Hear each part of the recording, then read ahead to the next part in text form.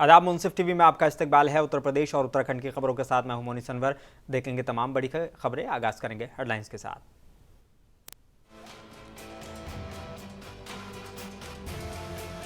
डूंगरपुर कांड में आजम खान बरी, 15,000 रुपए लूटने का लगा था आरोप। कड़ी सुरक्षा के बीच पेशी के लिए रामपुर कोर्ट लाए गए।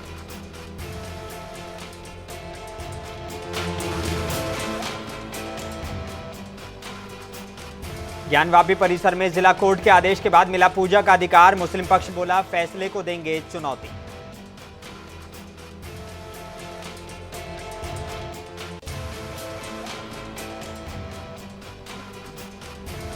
किसान मेला 2024 में मुख्यमंत्री योगी ने किया ऐलान। सभी 4,000 किसानों को राम मंदिर के दर्शन कराएगी सरकार।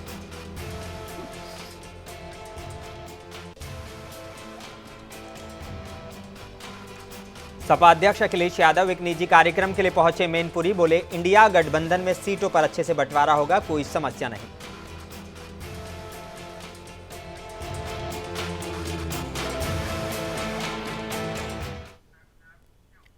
आइए बुलेटिन की शुरुआत करेंगे कुछ अहम और बड़ी खबरों के साथ। रामपुर में समाजवादी पार्टी के नेता आजम खान के एक और मामले में आज फैसला आया है। कोर्ट ने सपा नेता आजम खान को राहत देते हुए उन्हें बरी कर दिया है। इस मामले में पूर्व पालिका अध्यक्ष अजहर अहमद खां को भी राहत मिली है।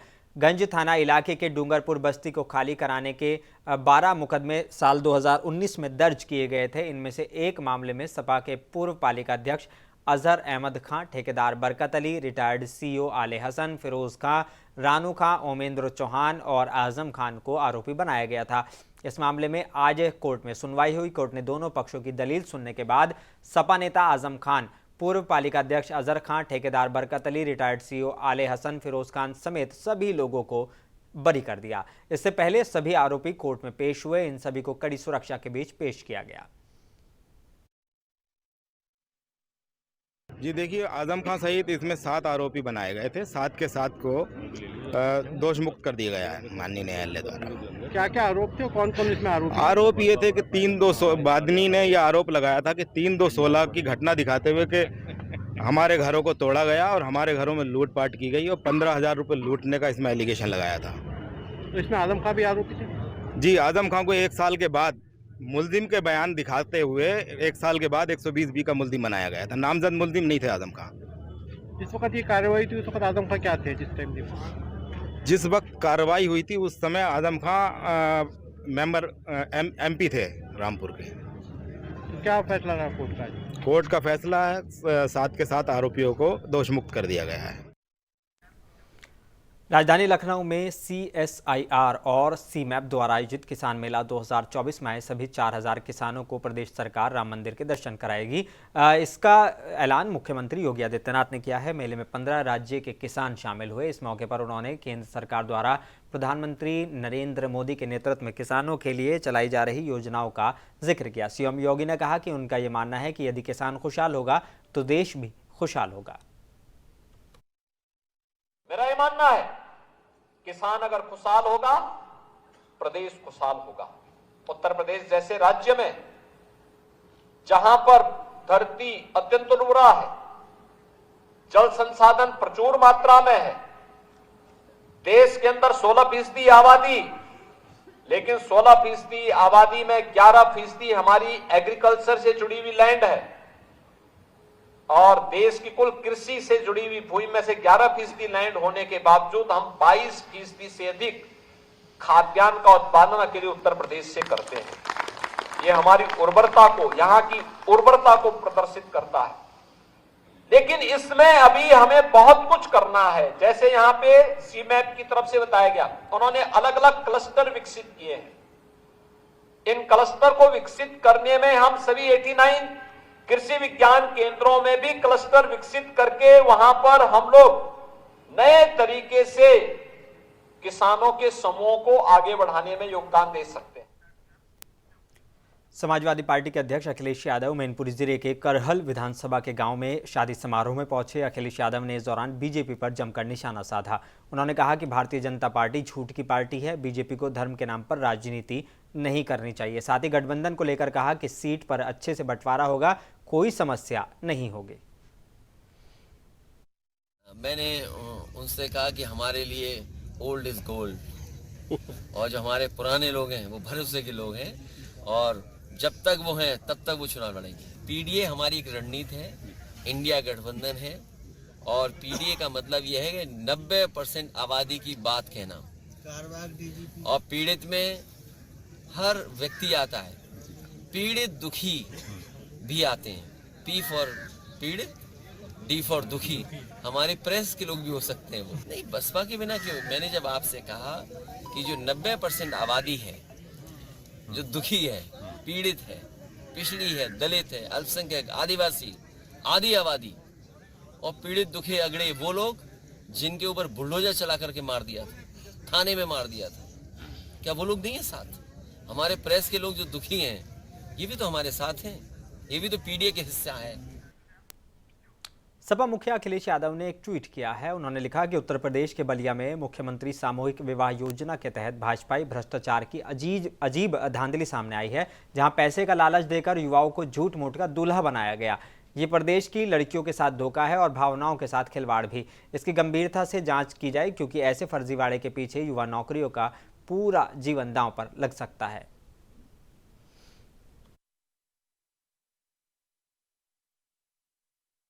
अच्छी तरह देखने के लिए गए थे। कहाँ?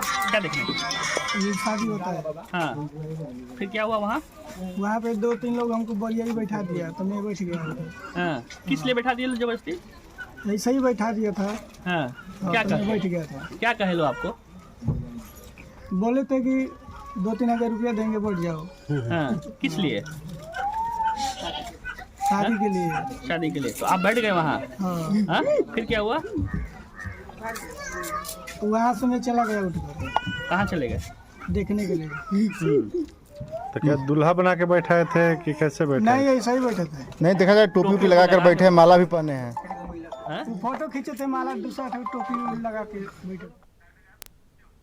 वाराणसी की जिला कोर्ट ने ज्ञानवापी के व्यास तहखाने में हिंदू पक्ष को पूजा करने की इजाजत दे दी है। कोर्ट ने जिला प्रशासन को बैरिकेडिंग में 7 दिन के अंदर व्यवस्था करने का आदेश दिया है। ये तहखाना मस्जिद के बिल्कुल नीचे है। इसे हिंदू पक्ष के लिए बड़ी जीत माना जा रहा है, लेकिन मुस्लिम पक्ष इस फैसले को चुनौती देने की तैयारी कर रहा है। मौलाना खालिद रशीद फिरंगी महली ने ज्ञानवापी के फैसले पर प्रतिक्रिया देते हुए कहा कि हम कोर्ट के इस फैसले से बेहद निराश हैं। इस फैसले के खिलाफ हाईकोर्ट जाने का विकल्प खुला हुआ है। कहा जा रहा है कि काशी विश्वनाथ ट्रस्ट बोर्ड की तरफ से पूजा अर्चना करवाई जाएगी। हिंदू पक्ष ने इसे बड़ी जीत बताया है और 30 साल बाद न्याय मिलने का दावा किया है। नवंबर 1993 तक यहां पर पूजा पाठ की जाती थी, ऐसा हिंदू पक्ष का दावा है।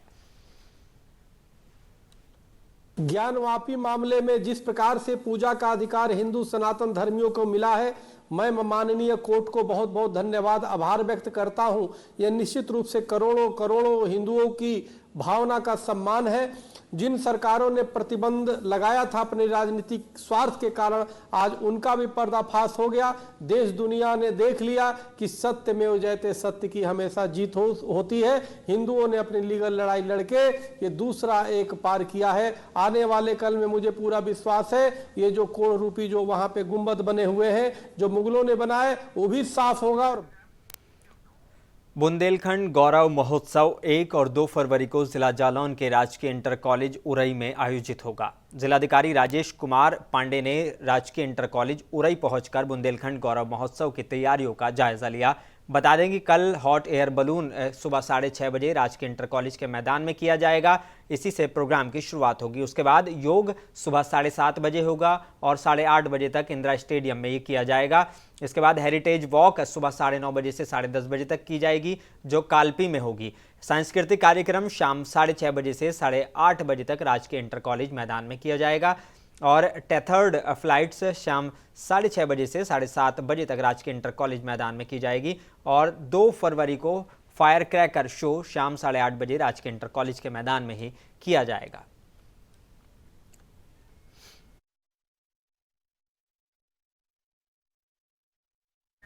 उत्तर प्रदेश की बदायूं पुलिस और एसओजी टीम के हाथ एक बड़ी सफलता हाथ लगी है।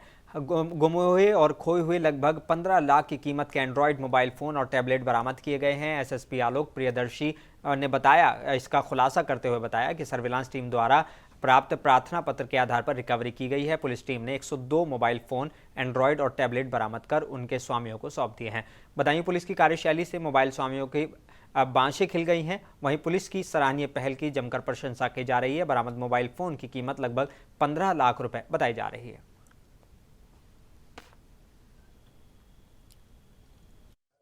देखिए, आज सर्विलांस टीम की जो मोबाइल रिकवरी टीम ने जनपद बदायूं में 102 स्मार्टफोन्स बरामद किए हैं जो गुमशुदा थे, कहीं इधर उधर गिर गए थे लोगों से, और उनके बोनाफाइड ओनर्स को आज बुला करके ये सारे फ़ोन उनको हस्तगत कराए जा रहे हैं। स्मार्टफोन्स जिनकी टोटल कीमत करीब 15 से 15.5 लाख रुपए है, और आप जानते हैं कि आज के जीवन में व्यक्ति के लिए एक स्मार्टफोन कितना महत्वपूर्ण है।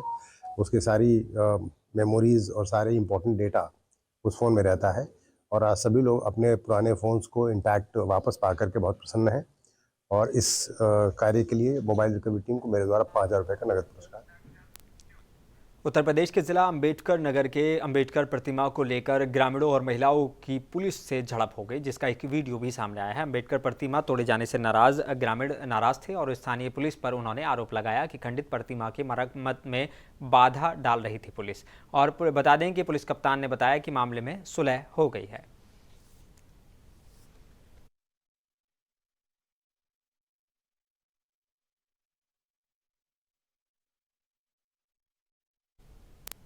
उत्तर प्रदेश के जिला फिरोजाबाद के थाना जसराना पुलिस टीम की मुठभेड़ में हत्या में वांछित 15,000 के इनामिया हिस्ट्री शीटर बदमाश को गिरफ्तार किया गया है। उसके पैर में गोली लगी है, जिससे वो घायल हो गया। घायल को इलाज के लिए स्थानीय अस्पताल में भेज दिया गया है, जहां उसकी हालत ठीक बताई गई है। बता दें कि बदमाश के पास से एक मोटरसाइकिल बरामद की गई है। बाकी की जानकारी के पुलिस जाँच में जुटी हुई है।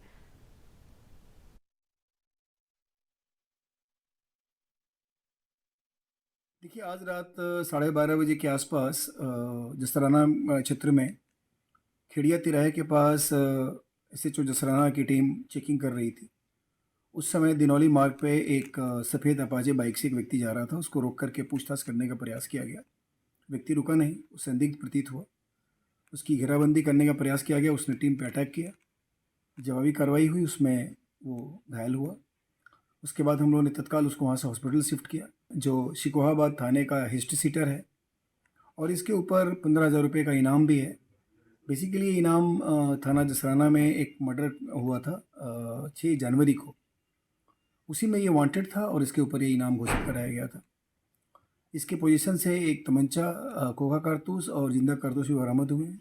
बाइक भी बरामद हुई है। इस घटना में जो मर्डर का मुकदमा था उसमें और भी वांछित है, उसके लिए हमारी टीम लगी हुई है।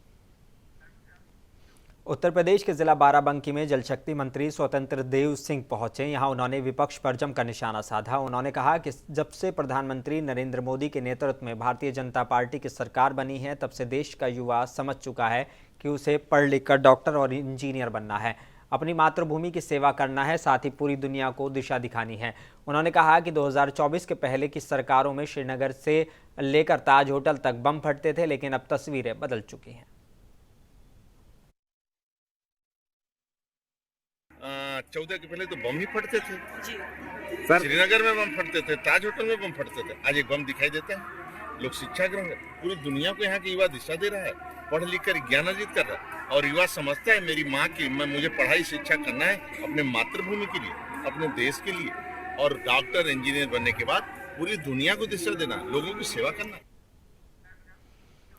उत्तर प्रदेश के जिला लखीमपुर खीरी के ऑयल में स्थित जिला सरकारी अस्पताल में एक महिला अस्पताल के सरकारी चिकित्सकों पर इलाज करने में अनदेखी का आरोप लगाकर उसने बिल्डिंग पर चढ़ गई और जमकर हंगामा करने लगी, जिसकी जानकारी मिलते ही अस्पताल प्रशासन में हड़कंप मच गया। जिसके बाद मौके पर पहुंची पुलिस ने महिला को समझा बुझाकर बिल्डिंग से नीचे उतारा। वहीं स्वास्थ्य विभाग के अधिकारियों ने बताया कि महिला मानसिक रोगी है और इससे पहले भी इलाज करवाने अस्पताल आई थी और उसने कई बार इस तरह की हरकतें की हैं। फिलहाल महिला को बेहतर इलाज के लिए एम्बुलेंस के द्वारा लखनऊ मेडिकल कॉलेज में भेज दिया गया है, जहाँ पर उसका इलाज चल रहा है।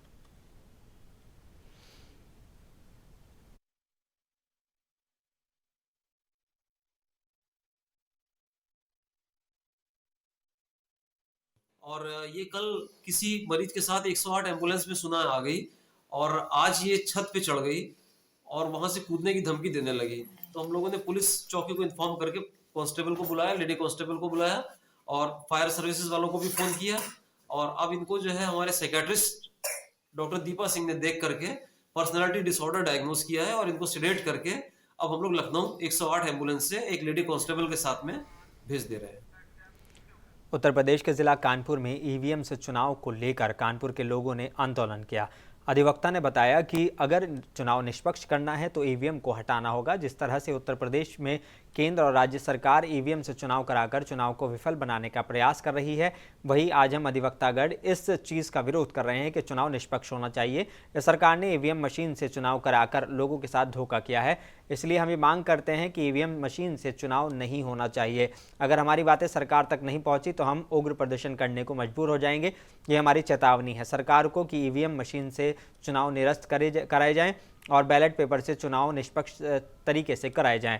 उन्होंने कहा कि हम अधिवक्तागण साथी इसकी मांग करते हैं कि अगर हमारी सरकार मांगे पूरी नहीं की गई तो हम अधिवक्ता साथी एक बड़ा आंदोलन करने को मजबूर हो जाएंगे।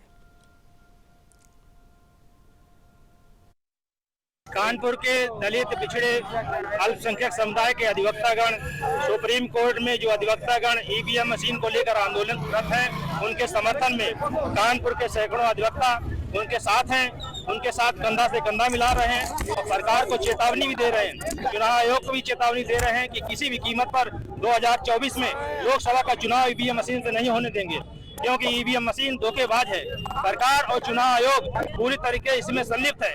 विश्व के तमाम संस्थाएं जिन्होंने ईवीएम का इजाज किया, उन्होंने भी आरोप लगाया कि भारत जैसे लोकतांत्रिक देश में ईवीएम से चुनाव कराया जाना घोटालेबाजी है, उसमें निष्पक्ष और स्वतंत्र चुनाव नहीं हो सकता है। इसलिए हम सब लोग, हम आम मतदाता है, यहाँ के 99% आम मतदाता को ये जानकारी ही नहीं है ईवीएम मशीन के टेक्नोलॉजी के बारे में। हम लोग मांग करते हैं कि जैसे वो बैलेट पेपर के माध्यम से चुनाव होता था, उसी तरीके से भारत सरकार को चुनाव कराना। उत्तर प्रदेश के जिला बाराबंकी के टिकैत नगर कोतवाली इलाके के बनगावा मोड़ के पास एक तेज रफ्तार पिकअप ने मासूम को रौंद दिया, जिससे मासूम की मौके पर ही दर्दनाक मौत हो गई। मृतक के परिजनों में हड़कंप मचा हुआ है। हादसे के बाद चालक मौके से फरार हो गया। पुलिस ने पिकअप को कब्जे में ले लिया है और जांच शुरू कर दी है।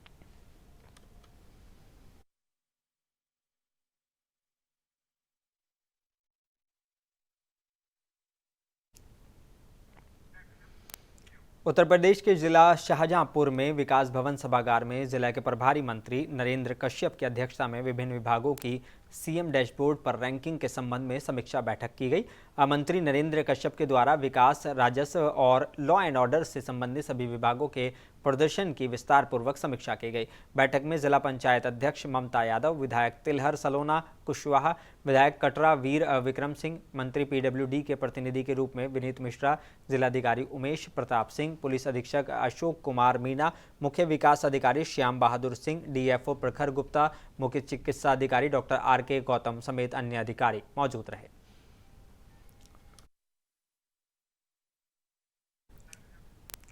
उत्तर प्रदेश के जिला जौनपुर के डेरा यूसुफ जौनपुर के वार्ड नंबर 1 में जिलाधिकारी के आदेश अनुसार नगरपालिका परिषद द्वारा आसपास के इलाकों में कंबल वितरण किया गया। इस मौके पर पंचायत से जरूरतमंदों को बुलाया गया था। नगरपालिका अध्यक्ष मनोरमा मौर्य ने इस कार्यक्रम में कंबल बांटकर उद्घाटन किया।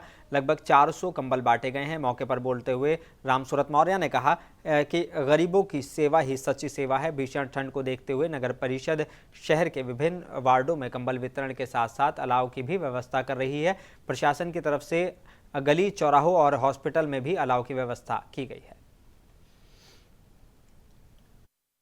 आज जो शीतलहरी को देखते हुए नगर पालिका परिषद की तरफ से जिलाधिकारी महोदय के आदेश से, एसडीएम साहब के आदेश से, तहसीलदार महोदय के आदेश से यह वार्ड नंबर 1 डेरा में कंबल वितरण का कार्य पूरे इस अगल बगल की जनता को कोरापट्टी, हरदीपुर, रामपुर, डेरा यूसुफ, लाल दरवाज़ा, इस क्षेत्र के सभी गरीब असहायों को कंबल वितरण किया गया है, क्योंकि गरीब जनता है।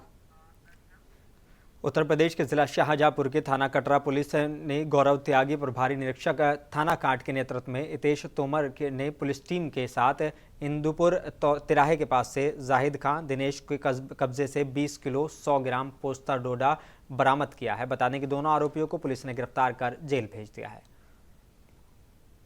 अधीक्षक शाहजहांपुर महोदय द्वारा अपराध एवं अपराधियों के विरुद्ध चलाए जा रहे अभियान के क्रम में आज थाना कटरा को एक सफलता प्राप्त हुई, जिसमें उनके द्वारा 2 अभियुक्तों जाहिद खां व दिनेश पुत्र रामपाल को गिरफ्तार किया गया। वह इनके कब्जे से 20 किलो 100 ग्राम तरण पोस्ट डोडा बरामद किया गया। अभियुक्तों को गिरफ्तार कर जेल भेजा जा रहा है तथा अन्य वजह। उत्तर प्रदेश के जिला अम्बेडकर नगर के 4,000 रुपए घूस लेते हुए लेखपाल को एंटी करप्शन की टीम ने गिरफ्तार किया है। लेखपाल रामजस हकबरारी में रिपोर्ट लगाने को लेकर रिश्वत की मांग कर रहा था और अवैध वसूली कर रहा था, जिसे रंगे हाथों जलालपुर तहसील परिसर से पकड़ा गया है। महावीर की शिकायत पर एंटी करप्शन टीम ने ये कार्रवाई की है। बता दें कि लेखपाल दरियापुर का रहने वाला है। मालीपुर थाने में एंटी करप्शन टीम ने तहरीर दे दी है।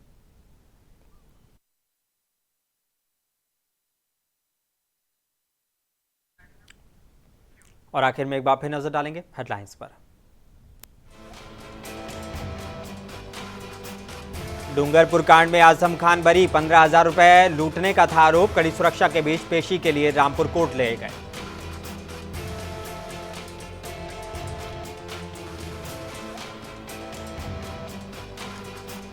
ज्ञानवापी परिसर में जिला कोर्ट के आदेश के बाद मिला पूजा का अधिकार। मुस्लिम पक्ष बोला फैसले को देंगे चुनौती।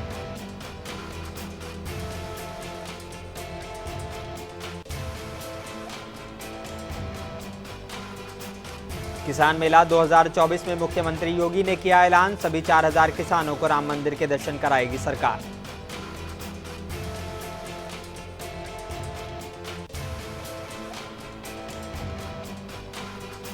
और समाजवादी पार्टी के अध्यक्ष अखिलेश यादव एक निजी कार्यक्रम के लिए पहुंचे मैनपुरी। बोले इंडिया गठबंधन में सीटों पर अच्छे से बंटवारा होगा, कोई समस्या नहीं होगी।